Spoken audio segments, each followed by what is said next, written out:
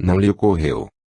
A posse deste poder extraordinário e que mal se pode definir deve, pois, estar sempre presente no espírito do leitor através de tudo o que segue. Ela torna patente aos olhos do vidente cada ponto no interior de um sólido, exatamente como cada ponto no interior de um círculo está patente à vista do observador que olha para esse círculo. Mas mesmo isto não esgota tudo quanto essa visão dá ao seu possuidor. Ele vê não só o interior, como o exterior, de cada objeto, mas também o seu correspondente astral. Cada átomo e molécula da matéria física tem o seu átomo ou molécula astral correspondente, e o volume com estas construído é claramente visível ou clarividente. Em geral, a parte astral de qualquer objeto é projetada um pouco para além dos limites do seu físico, e assim os metais, as pedras e outros objetos aparecem cercados por uma aura astral.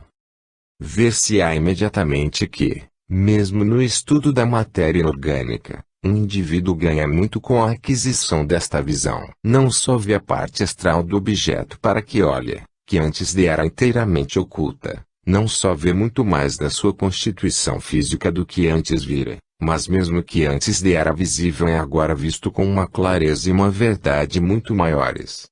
Um momento de reflexão mostrará que esta nova visão se aproxima muito mais da verdadeira percepção do que a visão física.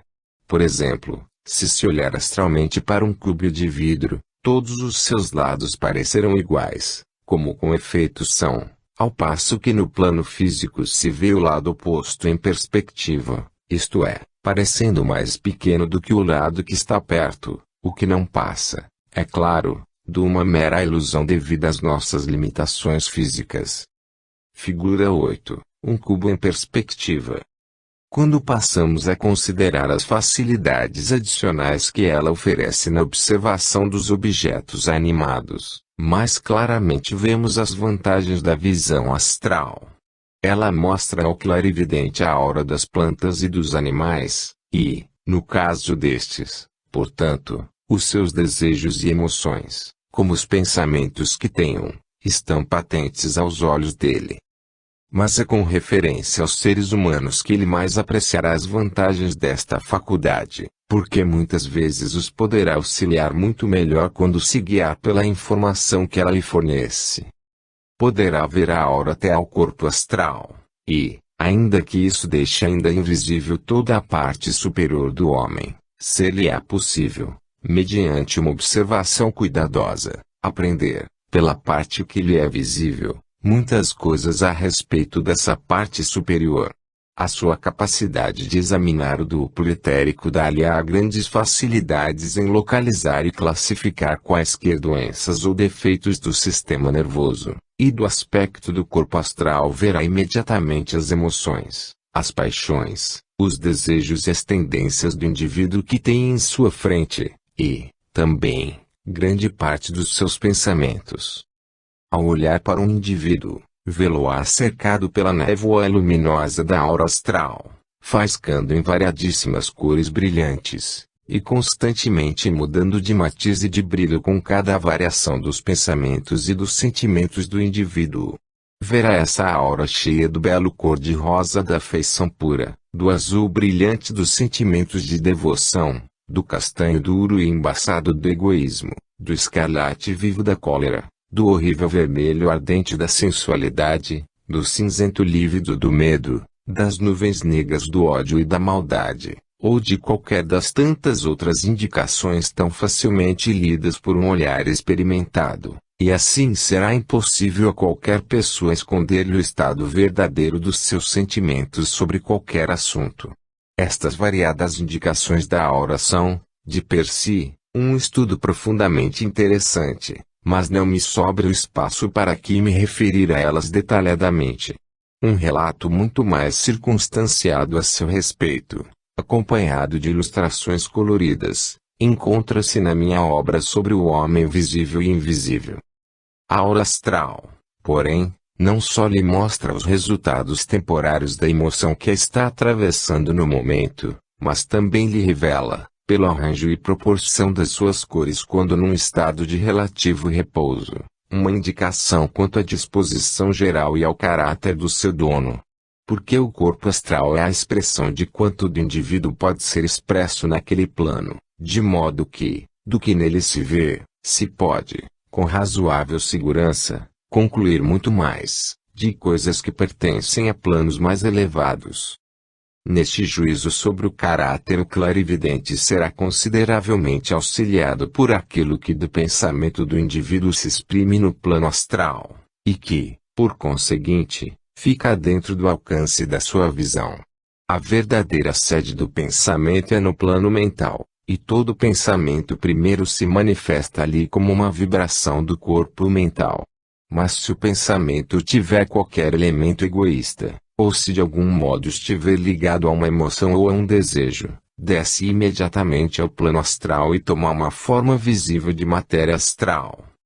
No caso da maioria dos homens, quase todos os seus pensamentos entram em uma ou outra destas categorias, de modo que se pode dizer que toda a sua personalidade estará patente à visão astral do observador, visto que os seus corpos astrais e as formas de pensamento que delas constantemente emanam seriam para ele como um livro aberto onde as características do observado estariam escritos claramente, de modo a poder ser lidos por quem quer que seja com preciso alcance de visão.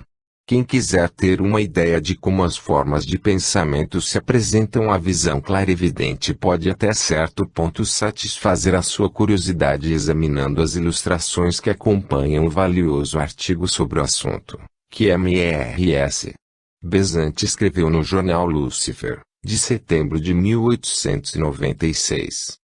Vimos já qualquer coisa com respeito à alteração no aspecto, tanto dos objetos inanimados como dos animados, quando vistos por quem possui a plena visão clarividente no que se refere ao plano astral. Vejamos agora que objetos inteiramente novos ele será capaz de ver. Terá consciência de uma plenitude muito maior na natureza em muitas direções, mas a sua atenção será especialmente atraída pelos habitantes vivos deste novo mundo. Não podemos, no pouco espaço de que dispomos, sequer tentar um relato detalhado do que eles são. O assunto pode ser estudado, porém, no quinto dos nossos manuais teosóficos. Não podemos aqui senão enumerar rapidamente apenas algumas classes de entre as vastas hostes de habitantes astrais. Impressioná-lo-ão as formas proteicas da maré incessante de ciência elemental, redemoinhando sempre em seu torno, por vezes ameaçando, mas sempre se retirando perante um esforço forte da vontade, maravilhá-lo ao exército enorme de entidades temporariamente arrancadas desse oceano para uma vida separada pelos pensamentos e os desejos dos homens, bons ou maus que sejam. Assistirá ao trabalho ou recreio das múltiplas tribos de espíritos da natureza, poderá por vezes estudar, com deleite crescente, a evolução magnífica de algumas das ordens inferiores do glorioso reino dos Devas, que corresponde aproximadamente às hostes angélicas da terminologia cristã. Mas talvez de maior interesse para ele serão os habitantes humanos do reino astral, e ele encontrá-los-á divididos em duas grandes classes, aqueles a quem chamamos os vivos, e os outros, alguns dos quais infinitamente mais vivos, a quem absurdamente chamamos os mortos. Entre os primeiros encontrará aqui e ali um ou outro inteiramente desperto e plenamente consciente, mandado, talvez para lhe comunicar qualquer coisa ou examinando atentamente, para ver que progresso está fazendo, ao passo que a maioria dos seus semelhantes, quando fora dos seus corpos físicos durante o sono, passará por ele sem nexo ou direção, tão presos das suas cogitações que pouco ou nenhuma consciência têm do que os cerca. Entre a grande multidão dos recém-mortos encontrará todos os graus de consciência e de inteligência, e todas as nuances de caráter, porque a morte, que parece a nossa curta visão ser uma mudança tão absoluta, nada altera do homem propriamente dito. No dia depois da morte ele é exatamente o mesmo homem que era no dia antes, com a mesma disposição, as mesmas qualidades, as mesmas virtudes e os mesmos vícios, salvo apenas que abandonou seu corpo físico, mas a perda desse faz-lhe tanta diferença como o tirar um casaco. E, assim, entre os mortos o nosso observador encontrará gente inteligente e gente estúpida, gente bondosa e gente maligna, gente séria e gente frívola, gente de feitio espiritual e gente de índole sensual, exatamente como entre os vivos. Visto que pode, não só ver os mortos, mas também falar com eles, pode muitas vezes ser-lhes útil e dar-lhes informação e conselhos que lhes sejam de grande utilidade. Muitos deles estão num estado de grande surpresa e perplexidade, e, às vezes, mesmo de grande angústia, por encontrarem-os do mundo seguinte tão diferentes de todas as lendas infantis que enquanto a religião popular do Ocidente tem a oferecer com respeito a este assunto transcendentemente importante. E por isso um indivíduo que compreenda este novo mundo e possa dar explicações é na verdade um amigo na ocasião de o ser. De muitas outras maneiras pode o indivíduo que possui esta faculdade ser útil tanto aos vivos como aos mortos, mas esta parte do assunto já por mim foi tratada no meu livro Auxiliares Invisíveis. Além de entidades astrais ele encontrará cadáveres astrais, sombras e cascas em todos os estados de decomposição, mas aqui basta que estes sejam mencionados, visto que nos nossos terceiro e quinto manuais o leitor, que deseje saber mais a esse respeito, encontrará o que procura. Um outro resultado maravilhoso que um indivíduo tira do pleno gozo da clarividência astral, é que deixa de ter quebras ou intervalos na sua vida consciente. Quando de noite adormece, deixa o seu corpo físico ao descanso que lhe precisa, e segue tratando da sua vida no seu, bem mais confortável, instrumento astral. De manhã regressa e retoma posse do seu corpo físico mas sem interrupção de consciência ou perda de memória entre os dois estados, podendo assim, por assim dizer, viver uma vida dupla que contudo é só uma, e empregar utilmente toda ela, em vez de perder a terça parte da sua existência numa inconsciência total. Um outro estranho poder que talvez se encontre possuindo, ainda que a sua completa posse e pleno domínio antes pertença à mais elevada faculdade devacânica, relacionada ao plano espiritual Devachan, nota do editor, é o de aumentar, quando assim quiser, o tamanho da mais pequena partícula física ou astral, até ela ter as dimensões que ele deseja, como se estivesse empregando um microscópio, ainda que nenhum microscópio que existe, ou seja provável que exista, possua nem a milésima parte deste poder físico de aumentar. Por meio desta faculdade a molécula e átomo hipotéticos, que a ciência postula, tornam-se realidades visíveis e vivas para o estudioso das coisas ocultas, e, ao examiná-las assim de mais perto, ele verifica que a sua estrutura é muito mais complexa do que pensa o homem de ciência. Também essa faculdade o torna capaz de seguir com a mais interessada atenção todas as espécies de ação elétrica, magnética e etérica de outras espécies, e quando alguns dos especialistas nestes ramos da ciência conseguirem desenvolver o poder de ver estas coisas de que tão facilmente escrevem, há a esperar algumas revelações bem maravilhosas e belas. É este um dos siddhis, palavra do sânscrito que significa literalmente realização, também usada para poder espiritual ou habilidade física, nota do editor, ou poderes descritos nos livros orientais como vindo a ser propriedade do indivíduo que se dedique ao aperfeiçoamento espiritual, ainda que o nome que ali lhe é dado possa não ser imediatamente compreendido. Ali chama-se-lhe o poder de nos tornarmos grandes ou pequenos conforme quisermos, e é razão de o fato ser descrito em expressões que parecem exatamente invertê-lo que, na verdade, o método pelo qual este feito se consegue é precisamente esse que esses livros antiquíssimos indicam. E pelo emprego de um maquinismo visual temporário de uma pequenez inconcebível que o mundo do infinitamente pequeno tão nitidamente se observa, e, do mesmo modo, ou, antes, seguindo o método oposto, é por um aumento enorme e temporário do tamanho do maquinismo visual que se torna possível alargar o alcance da nossa visão, no sentido físico tanto como, esperemo-lo, no sentido moral, para além de tudo quanto a ciência tem concebido como possível ao homem. De modo que a alteração no tamanho é realmente no instrumento da consciência do observador, e não em qualquer coisa fora dele, e o velho livro oriental expôs, afinal, a questão com mais justeza do que nós. A psicometria e a dupla visão em seus cis estariam também no número das faculdades que o nosso observador possuiria, mas dessas mais propriamente trataremos em outro capítulo, visto que, em quase todas as suas manifestações, implicam a clarividência quer no espaço, quer no tempo. Indiquei, pois, ainda que nas linhas mais gerais, o que é que um observador instruído, possuindo a plena visão astral, veria no mundo imensamente mais vasto que essa visão lhe abriria, mas nada disso ainda da espantosa alteração na sua atitude mental que resulta da certeza experimental da existência da alma, da sua sobrevivência à morte, da ação da lei do karma, e de outros pontos de enorme importância. A diferença entre mesmo a mais profunda convicção intelectual e o conhecimento exato adquirido pela experiência pessoal direta deve ser sentida para poder ser compreendida. Clarividência simples. Parcial. As experiências do clarividente sem instrução, e não se deve esquecer que a essa classe pertencem quase todos os clarividentes europeus, ficarão, porém, em geral, muito aquém do que tentei esboçar, ficarão aquém de muitas e diferentes maneiras, em grau, em variedade, em permanência, e sobretudo em precisão.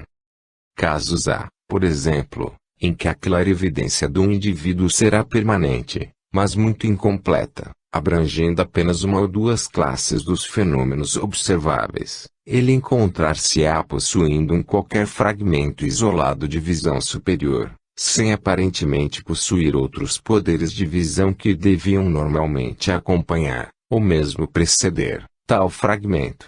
Por exemplo, um dos meus mais íntimos amigos teve sempre o poder de ver o éter atômico e a matéria astral atômica, e de reconhecer a sua estrutura, quer em plena luz, quer às escuras, como interpenetrando todas as outras coisas, e contudo raríssimas vezes tem conseguido ver entidades cujos corpos sejam compostos dos éteres inferiores, ou da mais densa matéria astral, aliás muito mais evidentes, ou, pelo menos, é com certeza incapaz de as ver permanentemente. Ele encontra-se simplesmente de posse desta faculdade especial, sem haver razão alguma que explique essa posse, ou relação recognoscível entre ela e outra coisa qualquer, e, além de lhe provar a existência destes planos atômicos e de lhe demonstrar a sua estrutura, é difícil calcular para que lhe serve atualmente tal faculdade. Seja como for, a faculdade aí está, e é prova de que coisas maiores se lhe seguirão, de poderes maiores que ainda esperam desenvolver-se. Há muitos casos semelhantes, quero dizer, não na posse daquela forma especial de visão, que é única na minha experiência, mas em revelar o desenvolvimento de uma pequena parte da plena e nítida visão dos planos astral e etérico.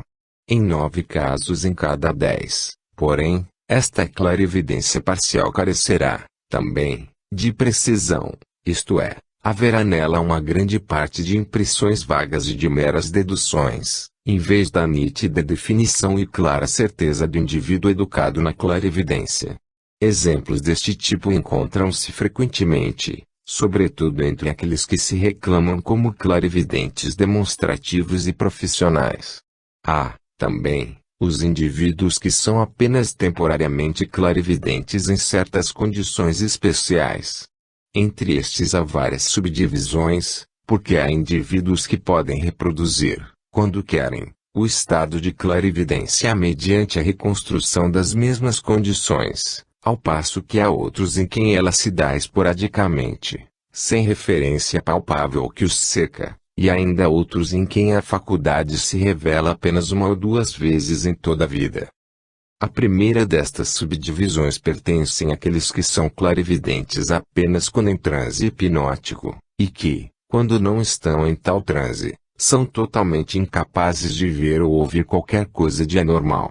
Estes podem por vezes atingir grandes alturas de conhecimento, e ser extraordinariamente precisos nas suas indicações, mas quando assim acontece é que, em geral, estão seguindo um curso regular de educação clarividente, ainda que, por uma razão qualquer, não possam por enquanto livrar-se sem auxílio do peso de vida terrena.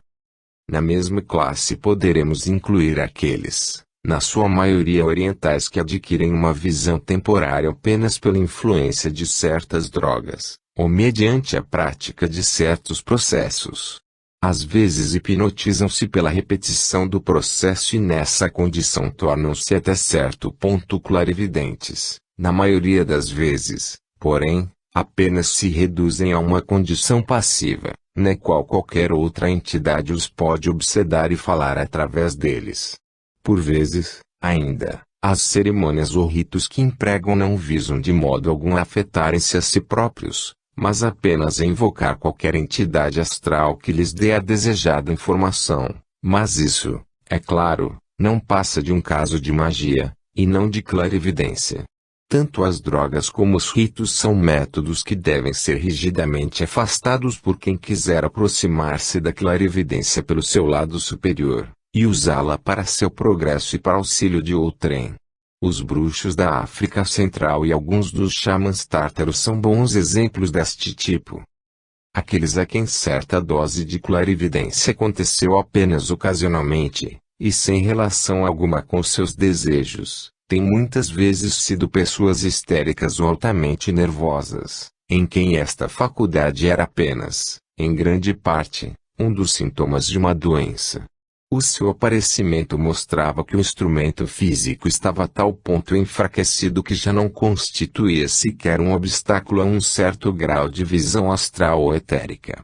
Um exemplo extremo desta classe é o indivíduo que se alcooliza ao ponto de atingir o delirium tremens, e que, na condição de ruína física absoluta e impura excitação psíquica produzida pelos estragos dessa terrível doença, se torna temporariamente capaz de ver algumas das hediondas entidades elementais e outras de que se cercou no longo decurso da sua bestial degradação. Há, porém, outros casos em que o poder de visão tem aparecido e desaparecido sem relação aparente com o estado da saúde física, mas o mais provável é que, mesmo nesses casos, se tivessem sido observados bem de perto, não teria sido impossível notar qualquer alteração na condição do duplo etérico.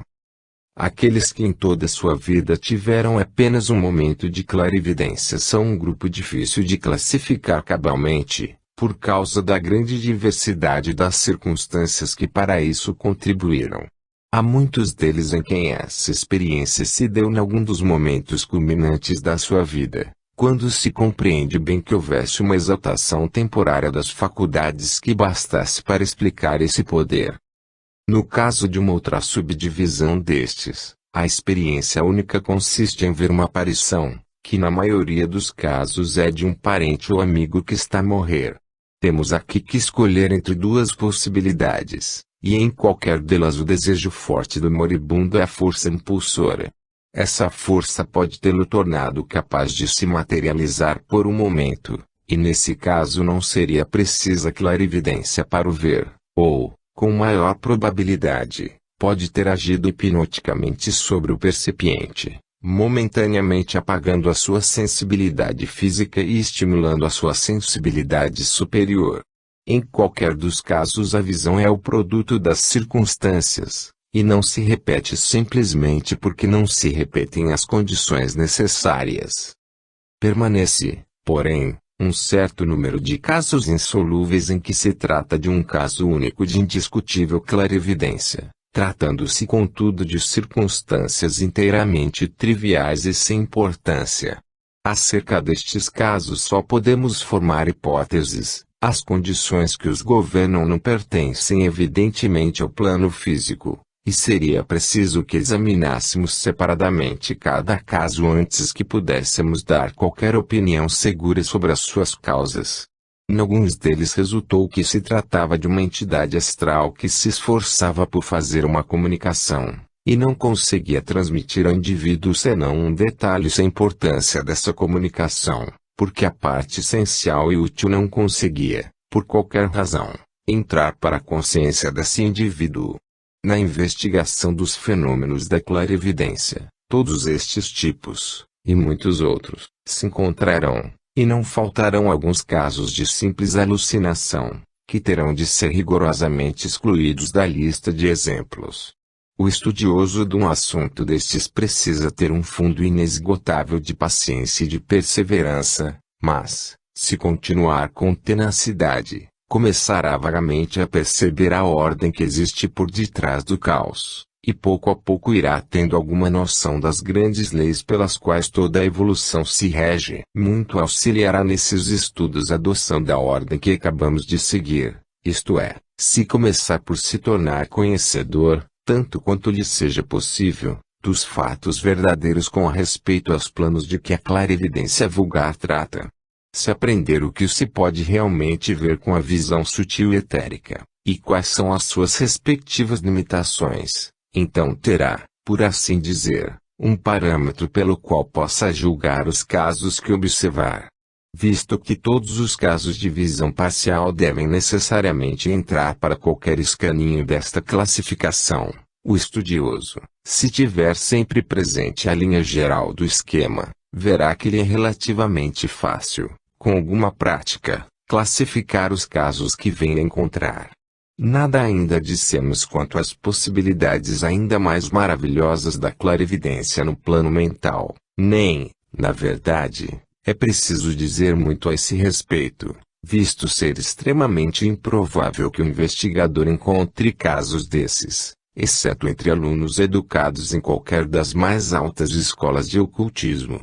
Para eles essa visão abre ainda um outro mundo, inteiramente novo, muito mais vasto do que todos os outros abaixo dele, um mundo onde tudo quanto podemos imaginar de glória e de esplendor supremos é apenas o vulgar e o normal da vida.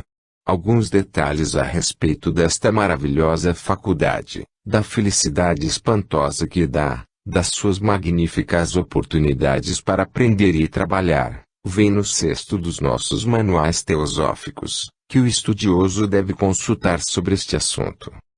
Tudo o que esse plano tem a dar, tudo, pelo menos, que dele pode ser assimilado, está ao alcance do aluno educado, mas não passa da mais vaga das possibilidades para que o clarividente sem educação possa alcançar.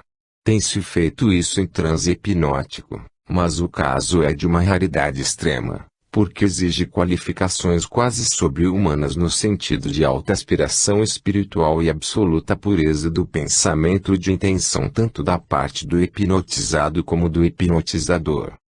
Há um tipo de clarividência tal como este, e, ainda mais, aquele que pertence ao plano imediatamente superior. O nome de visão espiritual pode na verdade ser dado, e, visto que todo o mundo celestial, para o qual ele nos abre os olhos, nos cerca aqui agora, é próprio que a nossa referência passageira lhe seja feita ao tratarmos da clarividência simples, ainda que se torne necessário tornar a aludir a esse poder quando tratarmos da clarividência no espaço, da qual passamos a falar.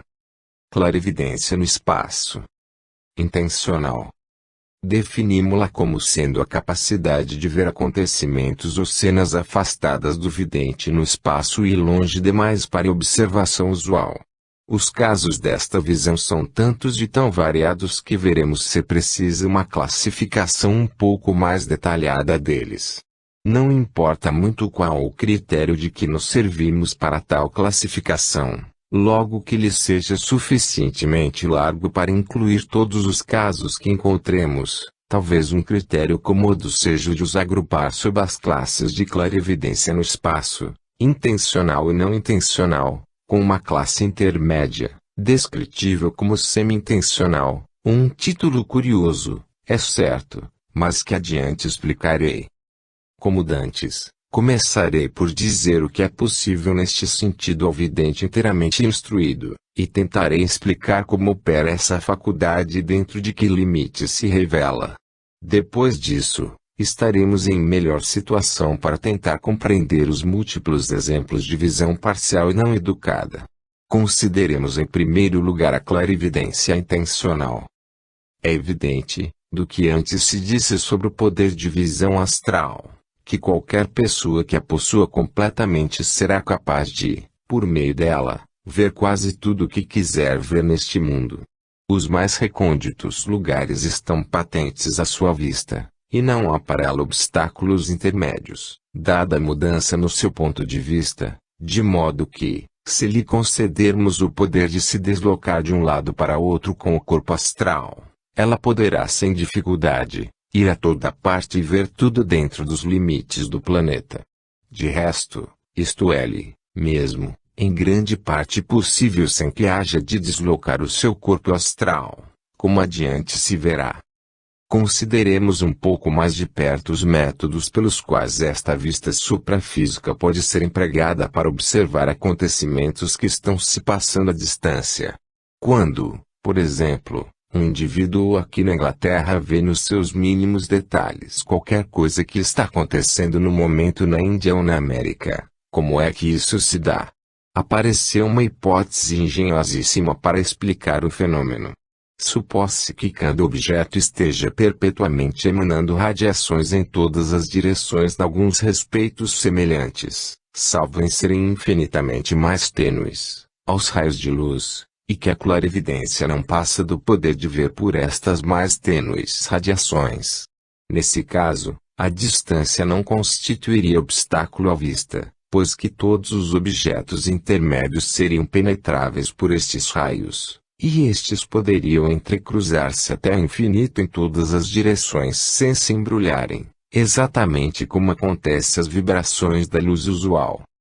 Ora, ainda que não seja esta a maneira de operar da clarividência, a teoria é, ainda assim, perfeitamente verdadeira na maioria dos seus postulados.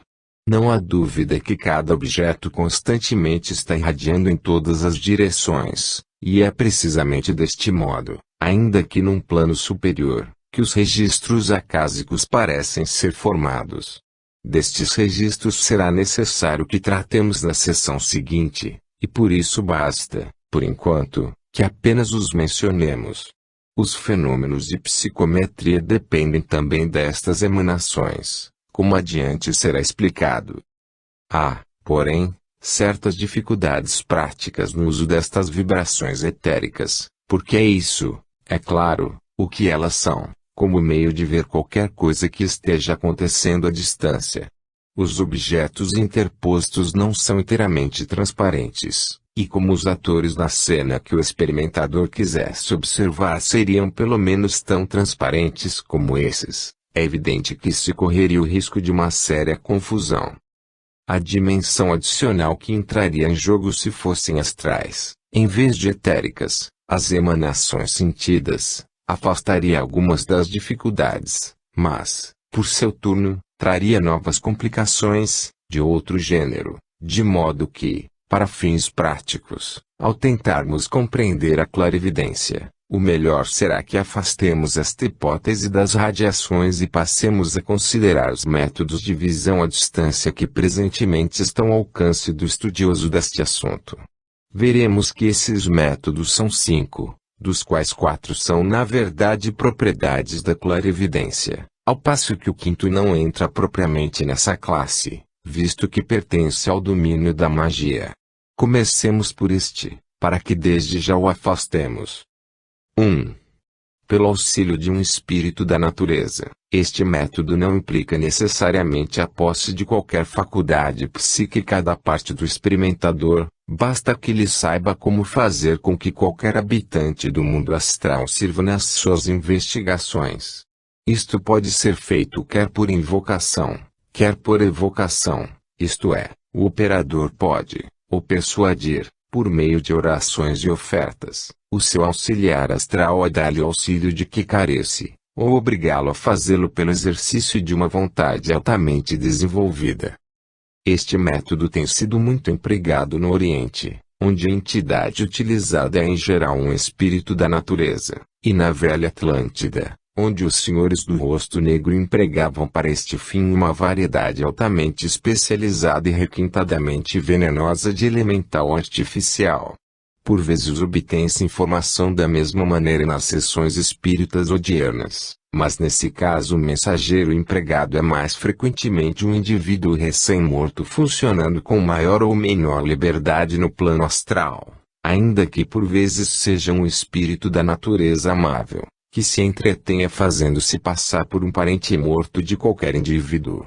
Em qualquer dos casos, como disse, este método não é clarividente, mas sim mágico, e se a que ele nos referimos, é apenas para que o leitor não caia em confusão ao querer classificar sob qualquer das seções seguintes um ou outro caso do seu emprego. 2. Por meio de uma corrente astral. Esta é uma expressão que frequentes vezes, e sem grande justeza, tem sido empregada em livros teosóficos de modo a abranger uma grande variedade de fenômenos, entre os quais aqueles que vou explicar. O que o operador, que adote este método, realmente faz, não é tanto pôr em movimento uma corrente na matéria astral, mas erguer uma espécie de telefone temporário por meio de tal corrente. É impossível dar aqui qualquer explicação detalhada da física astral, nem eu tenho para isso os conhecimentos necessários, basta, porém, que eu diga que é possível fazer na matéria astral um nítido fio de comunicação que sirva de fio telegráfico para transportar vibrações, por meio das quais se pode ver tudo o que está acontecendo na outra extremidade. Esse fio é estabelecido, entenda-se bem, não por uma projeção direta no espaço de matéria astral, mas por uma ação tal sobre uma linha, ou, antes, muitas linhas, de partículas dessa matéria que as tornem capazes de formar um fio condutor para vibrações do gênero que se deseja.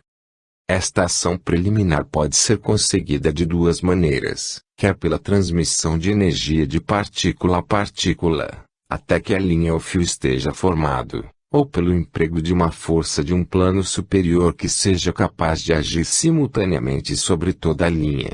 É claro que este último método implica um desenvolvimento muito maior, visto implicar o conhecimento de, e o poder de usar, forças de um nível muito superior, de modo que o indivíduo que deste modo pudesse construir o seu fio não precisaria, para seu uso, de fio nenhum, visto que lhe seria possível ver de uma maneira muito mais fácil e completa empregando uma faculdade muito mais elevada.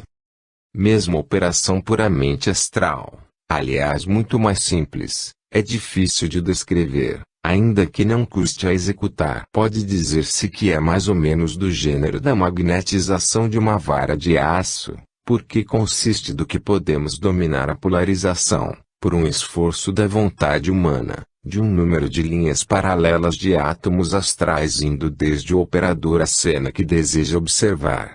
Todos os átomos sobre que assim se age ficam, enquanto a operação dura, com os seus eixos rigidamente paralelos uns aos outros, de sorte que formam uma espécie de tubo temporário pelo qual o clarividente pode espreitar.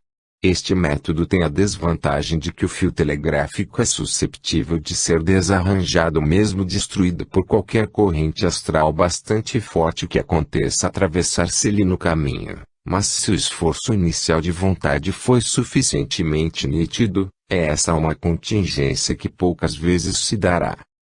Figura 9. Olhando através de um telescópio.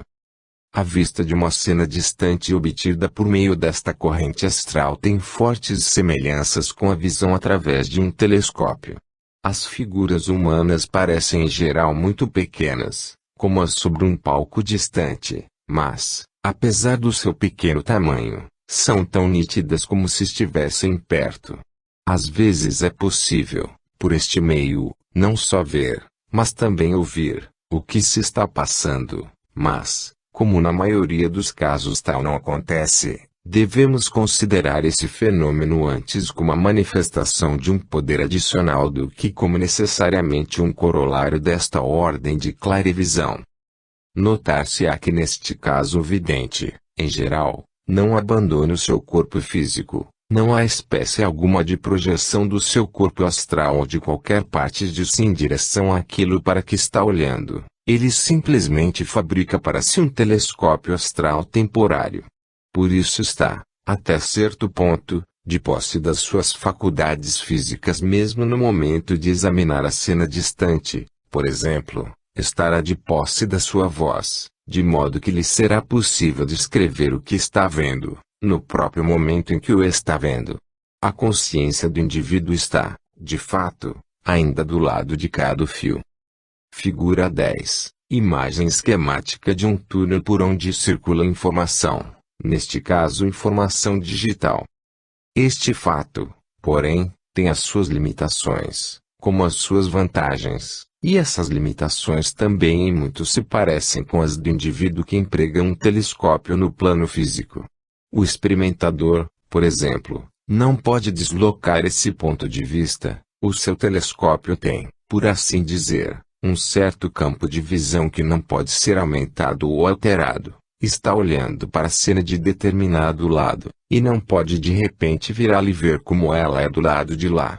Se tem suficiente energia psíquica, pode abandonar esse telescópio e fabricar para si um outro, inteiramente novo, que lhe permita ver a cena de um modo já um pouco diferente, mas não é este um processo que seja natural que se adote na prática. Mas, objetar-se-á, o mero fato de ele estar empregando a visão astral deve dar-lhe o poder de ver a cena de todos os lados simultaneamente. Assim seria se ele estivesse empregando essa visão do modo normal sobre um objeto que lhe estivesse próximo, dentro do seu alcance astral, por assim dizer, mas a uma distância de centenas de milhares de quilômetros. O caso toma uma feição muito diferente. A visão astral dá-nos a vantagem de uma nova dimensão, mas, ainda assim, ainda há o fato chamado posição nessa dimensão, e ele é, naturalmente, um fator importante em limitar o uso dos poderes do seu plano. A nossa vulgar visão tridimensional dá-nos o poder de vermos simultaneamente todos os pontos do interior de uma figura bidimensional, como, por exemplo, uma quadrada, mas, para o podermos fazer, esse quadrado tem de estar razoavelmente próximo dos nossos olhos. A mera dimensão a mais de nada servirá a um indivíduo em Londres se quiser examinar um quadrado em Calcutá. A visão astral, quando é limitada por ser dirigida por o que é, para todos os fins práticos, um tubo, sofre limitações quase idênticas às da vista física em circunstâncias análogas, ainda que, se for perfeitamente possuída, consiga revelar, mesmo a tão grande distância, as auras, e portanto as emoções e a maioria dos pensamentos, dos indivíduos observados. Há muita gente para quem este tipo de clarividência se torna muito mais fácil se tiverem à mão qualquer objeto físico de que se possam servir para a ponta de partida do seu tubo astral, um foco conveniente para sua vontade. Uma esfera de cristal é o mais vulgar e o mais cômodo desses focos, visto que tem a vantagem adicional de conter qualidades que excitam a atividade psíquica, mas outros objetos se empregam, aos quais teremos ocasião de nos referir quando viermos a tratar da clarividência semi-intencional. Figura 11. As descrições de Lead Beater são sugestivas de um buraco de minhoca, ou seja, uma ligação ou túnel que se forma entre dois pontos da teia do espaço-tempo. Tratando ainda desta forma de clarividência pela corrente astral, veremos que há psíquicos o mesmo que médiums ou videntes, nota do editor, que não são capazes de a empregar salvo quando sob influência hipnótica. O que há de peculiar neste caso é que há duas variedades desses psíquicos, uma em que o indivíduo, uma vez assim liberto, consegue, por si, fazer o telescópio, e outra em que é o próprio magnetizador que constrói o telescópio, pelo qual o influenciado simplesmente espreita. Neste último caso, trata-se de um indivíduo que não tem suficiente vontade para construir, ele próprio, o tubo, e de um hipnotizador que, ainda que possuindo essa vontade, não é, por sua vez, clarividente, porque, se o fosse, seria capaz de espreitar pelo próprio telescópio sem precisar de auxílio. Por vezes, ainda que raramente, o tubo possui um outro dos atributos de um telescópio, o de aumentar o tamanho dos objetos sobre que é dirigido até que eles parecem de tamanho natural. Está claro que os objetos têm sempre de ser aumentados até certo ponto, pois, se o não fossem, seriam de todo invisíveis, mas, em geral, as dimensões são determinadas pelo tamanho do tubo astral, e toda cena não passa de uma pequeníssima fita cinematográfica. Nos poucos casos em que as figuras aparecem de tamanho natural, o mais provável é que se trate dos primeiros indícios de uma faculdade inteiramente nova, mas quando isto acontece, é preciso uma observação cuidadosa para que se não confundam com os casos da seção que segue. 3. Pela projeção de uma forma de pensamento, a capacidade de usar este método de clarividência implica um desenvolvimento um pouco mais avançado de que o último de que se tratou, visto para ele ser precisa uma certa dose de domínio no plano mental. Todos os estudiosos da teosofia sabem que o pensamento toma uma forma, pelo menos no plano a que pertence, e, na grande maioria dos casos, também no plano astral, mas talvez não seja tão conhecido o fato de que, se um indivíduo pensar fortemente de que está num sítio qualquer, a forma assumida por esse pensamento será uma semelhança do próprio pensador que aparecerá no sítio de que se trata. Na sua essência, essa forma tem que ser composta de matéria do plano mental, mas em muitos casos rodear-se-ia também de matéria do plano astral, e, assim, muito mais se aproximaria da visibilidade. Há, de fato, muitos casos em que se torna visível a pessoa de quem se pensou, o que provavelmente acontece pela inconsciente influência mesmérica hipnótica, nota do editor, emanando do pensador inicial. Esta forma de pensamento, porém, nada levaria-se da consciência do pensador.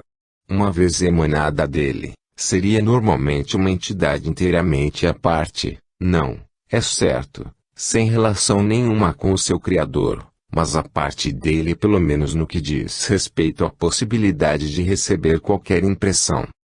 Este terceiro tipo de clarividência consiste, pois, do poder de manter tanta ligação com, e tanto poder sobre, uma forma de pensamento recém-emitida que seja possível receber impressões por meio dela.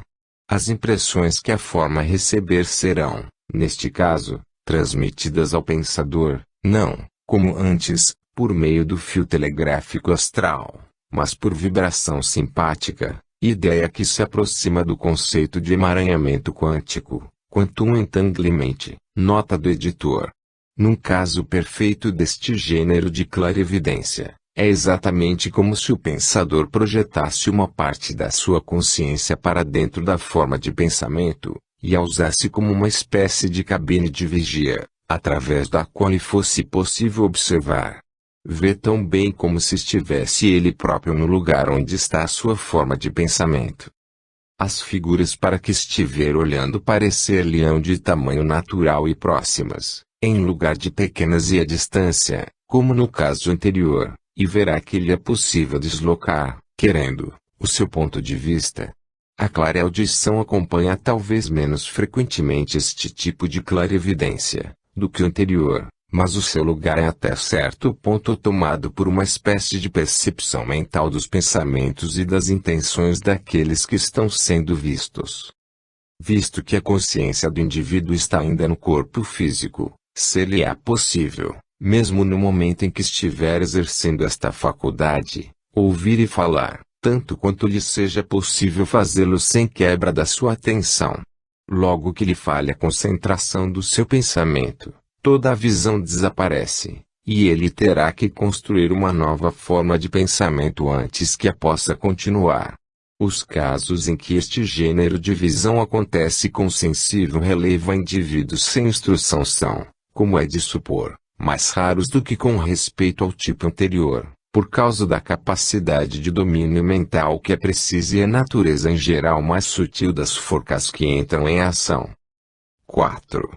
Viajando no corpo astral. Trata-se agora de uma variedade inteiramente nova de clarividência, na qual a consciência do vidente já não permanece no seu corpo físico ou em íntima relação com ele, mas se transporta nitidamente à cena que está examinando.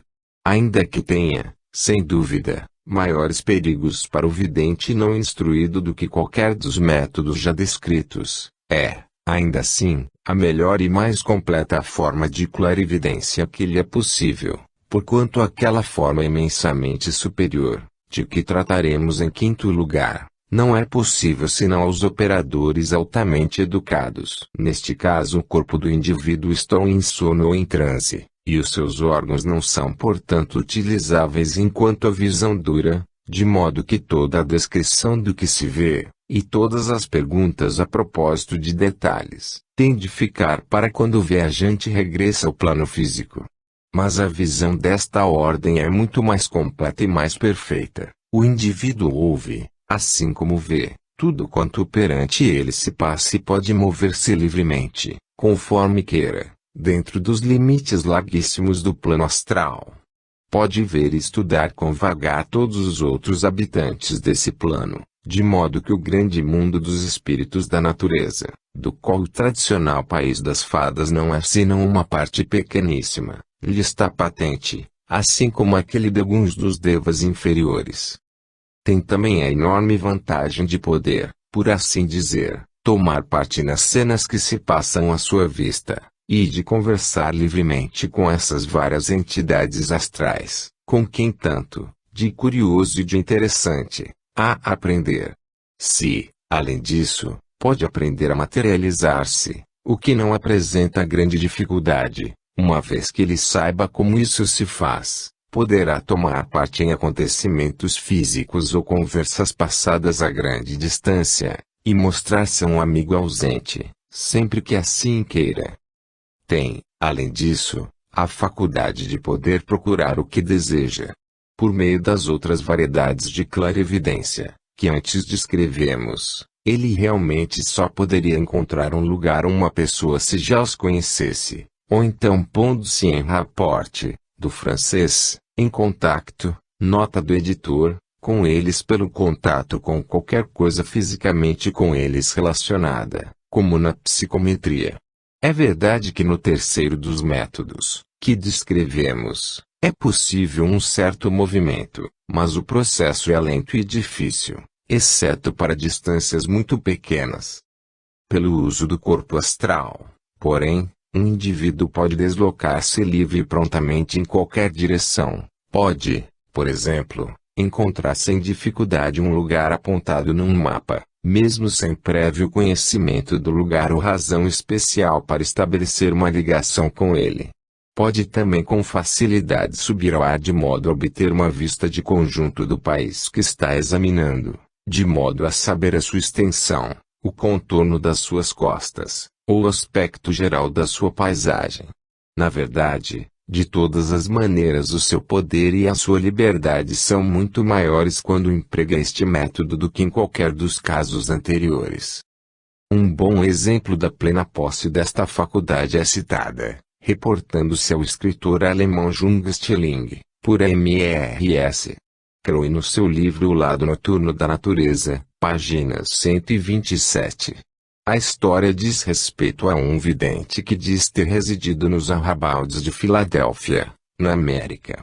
Os seus hábitos eram solitários e reservados, era grave, bondoso e de índole religiosa, nada se dizendo contra o seu caráter, salvo que tinha a reputação de estar de posse de alguns segredos que não eram considerados como sendo de todo lícitos. Dele se contavam muitas histórias extraordinárias, e entre elas a seguinte. A esposa de um comandante de navios, o qual tinha ido em viagem à Europa e à África, e de quem ela havia tempos não recebera notícias, apoquentada com esse fato, decidiu dirigir-se a esse indivíduo. Tendo ouvido o que ela lhe contou, ele pediu-lhe que o desculpasse um momento, ao fim do qual lhe traria a informação que ela desejava. Dito isto, entrou para um quarto interior e ela sentou-se a esperar que ele voltasse. Como, porém, se demorasse mais do que ela esperava, ela, na sua impaciência julgando que ele se esquecera, aproximou-se da porta para o outro quarto e espreitou por qualquer greta. Foi grande a sua surpresa quando viu estendido sobre um sofá, imóvel como se estivesse morto. Achando bom não interromper, sentou-se outra vez e esperou que ele voltasse. Ao voltar, ele disse-lhe que o marido lhe não tinha podido escrever por várias razões, que enumerou, mas que estava um momento num café em Londres e dentro em pouco regressaria à América. O comandante chegou de aí a pouco, e, como a senhora lhe ouvisse dar para o seu prolongado silêncio precisamente as mesmas causas que o indivíduo tinha indicado, ficou com um grande desejo de averiguar a verdade do resto da informação que lhe havia sido dada. Isto conseguiu, porque o capitão, mal pôs a vista em cima do mago, disse que já o tinha visto um certo dia, num café de Londres, onde ele lhe tinha dito que a sua esposa estava muito inquieta a seu respeito, ao que ele, comandante, tinha respondido dando as razões por que não escrevera e acrescentando que em breve embarcaria para a América. Depois perdera de vista o estranho, no meio da multidão, e nada mais sabia a seu respeito. Não temos agora, é claro, maneira alguma de saber que razões tinha Jungas Tilin para crer na verdade desse caso, ainda que ele se declare plenamente satisfeito com as fontes onde o colheu, mas tanta coisa parecida se tem dado que não há razão para duvidar da sua autenticidade. O vidente deve, porém, ter desenvolvido a sua faculdade, ou por si, ou em qualquer outra escola que aquela de onde se deriva a informação teosófica, porque no nosso caso há uma regra bem explícita proibindo expressamente aos alunos que deem desse poder qualquer manifestação que possa ser nitidamente verificada de um lado e do outro, como o caso citado, e constituir aquilo a que se chama um fenômeno. Que esta regra é bem prudente, prova-o, perante todos quantos conheçam alguma coisa da história da nossa sociedade, o resultado desastroso que produziu uma pequeníssima e temporária quebra dela. Citei alguns casos modernos, quase paralelos ao que se citou, no meu livrinho sobre auxiliares invisíveis. O caso de uma senhora que conheço muito bem, e frequentemente assim aparece amigos ausentes. É citado pelo Sr. Stead em Histórias Verdadeiras de Espectros, página 27, e o Sr. Andrew Lang relata, no seu livro Sonhos e Espectros, página 89, como o Sr. Cleave, então em Portsmouth, apareceu intencionalmente 2 vezes a uma senhora que estava em Londres, assustando-a bastante. Há um grande número de testemunhos sobre o assunto, como pode verificar quem o quiser estudar a sério.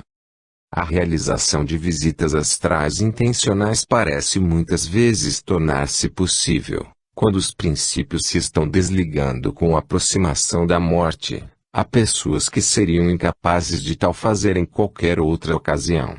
Há ainda mais exemplos desta classe do que da outra. Resumo aqui um, muito bom, citado pelo Sr. Andrew Lang, a página 100 do livro acima citado. Um exemplo de que o autor diz que não há muitas histórias que tenham em seu favor um testemunho tão completo.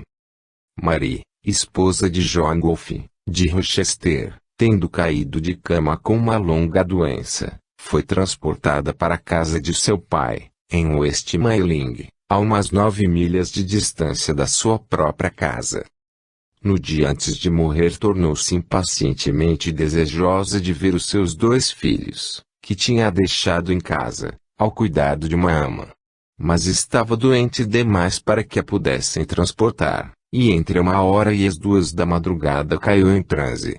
Uma viúva de apelido Turner, que estava velando essa noite ao pé do leito, diz que os seus olhos estavam abertos e fixos e o queixo caído. Mrs. Turner pousou-lhe a mão sobre a boca, mas não pôde sentir respiração alguma. Julgou-a num ataque, nem tinha certeza se ela estava viva ou morta. Na manhã seguinte a moribunda disse à mãe que tinha estado em casa, com os filhos, explicando, estive com eles a noite passada, enquanto dormia. A ama, que estava em Rochester, uma viúva chamada Alexander, afirma que um pouco antes das 2 horas da madrugada viu a imagem da dita Marie Golfe sair do quarto ao lado, onde a mais velha das 2 crianças estava a dormir, pois que a porta entre os 2 quartos ficara aberta, e demorar-se perto de 1/4 de hora à beira do leito dela, a ama, onde estava, a seu lado, dormindo, a criança mais nova. Os olhos moviam-se, a boca também, mas não disse nada. A ama acrescenta que estava perfeitamente acordada, Já era dia, pois que era esse um dos dias mais longos do ano. Sentou-se na cama e olhou fixamente para a aparição. Nessa altura ouviu o relógio da ponte dar 2 horas, e pouco depois dirigiu-se à imagem.